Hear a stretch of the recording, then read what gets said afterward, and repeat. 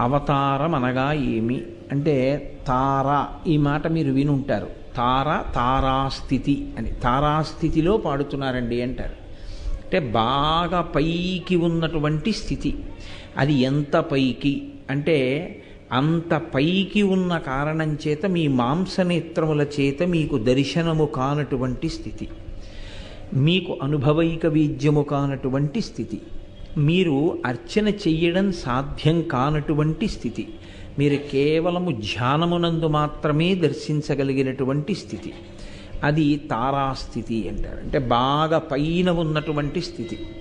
అంత పైన ఉన్నటువంటి స్థితిలో ఉన్నటువంటి పరమేశ్వరుడు మన కొరకు అందుబాటులోకి రావడం కోసం బాగా కిందికి దిగి వచ్చాడనుకోండి, అప్పుడు అవతారము అంటారు. తారాస్థితి, దానికి వ్యతిరేక పదం అవతార. అంటే అసలు కన్నులతో